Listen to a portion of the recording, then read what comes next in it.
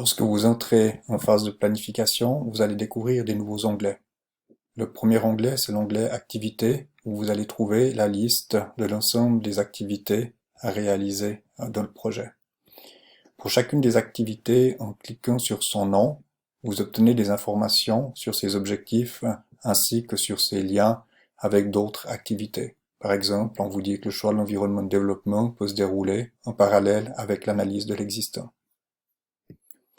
Vous avez ensuite des informations sur une estimation de la durée nécessaire pour la réalisation de l'activité, une semaine, des frais fixes liés à la réalisation, ainsi qu'une estimation des ressources nécessaires. Je reviens tout à l'heure sur les autres colonnes. Vous avez un deuxième onglet avec le diagramme de Gantt. Il est ici possible de remplir votre planification.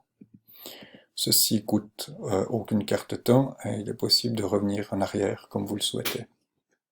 Le troisième onglet vous permet d'accéder à la liste des ressources de l'entreprise.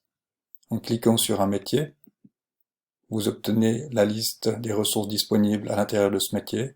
Chaque ressource a un nom, un niveau de qualification qui va de junior à expert, un salaire mensuel, un taux d'activité. Certaines ressources travaillent à 100%, d'autres travaillent à temps partiel.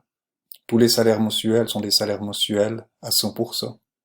David, qui travaille à 70%, facturera de 70% de 8200, mais il travaillera aussi seulement 3 jours et demi par semaine. Vous avez ici une colonne liée à la motivation des ressources par rapport au projet. On peut dire qu'une motivation moyenne est aux alentours de 7. Les personnes qui sont en dessous de 7, comme Gaël, sont moins motivées à travailler sur ce projet. Les personnes qui sont en dessus de 7 sont plus motivées à travailler sur ce projet.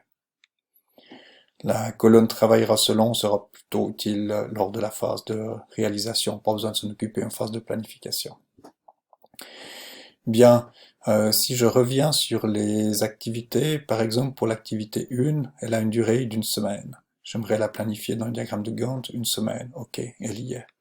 Ensuite, je vois que j'ai besoin de lui assigner un consultant IT senior et un informaticien logiciel junior. Ceci, c'est ce que je vais faire depuis l'onglet ressources, en allant dire dans les consultants IT, senior, j'en ai un à 100%, mais il est un peu moins motivé que celui qui a 70%. Bon, je prends quand même celui qui est à 100% et je viens lui affecter la tâche numéro 1. Son calendrier a été mis à jour en fonction de ma planification dans le diagramme de Gantt. Et si je reviens dans l'onglet activité, je vois que John a été affecté à l'activité choix de l'environnement de développement. Je dois affecter encore un informaticien logiciel junior. Je vais venir choisir là-dedans. Philippe a l'air pas mal. Je l'affecte à la tâche numéro 1. Vous avez une colonne ici avec le BAC. Le BAC, c'est pour Budgeted at Completion. Le budget total alloué à cette tâche pour la réaliser entièrement. Une façon de le faire, c'est de regarder les salaires qui ont été assignés automatiquement par le logiciel. Une autre façon de le faire, c'est de faire une rapide règle de 3. A priori, si j'ai besoin de 2 personnes pendant une semaine, ça fait 2 semaines, un demi-mois. On peut dire que le salaire moyen de l'entreprise est autour des 8 000 à 8 à 9 000 par mois. Si je prends 8 000, un demi-mois, ça fait 4 000, plus 1 000 de frais fixes, ça fait 5 000.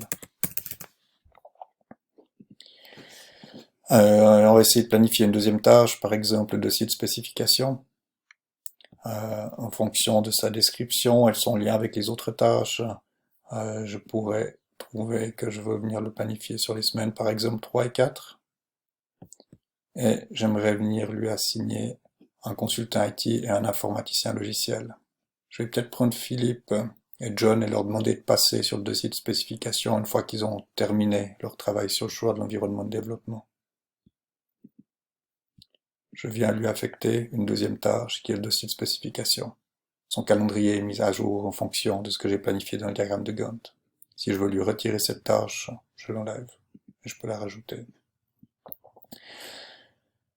Bien, voilà pour la gestion des activités du diagramme de Gantt et des ressources. Des nouvelles questions sont apparues, mais cette fois, c'est des questions qui sont plus relatives à la planification. Des nouvelles actions relatives à la planification sont aussi apparues. Pour réaliser tout ceci, vous avez 10 nouvelles cartes temps. Et pour le reste des questions de l'onglet Accueil, un nouveau manuel est apparu, le manuel pour la phase de planification.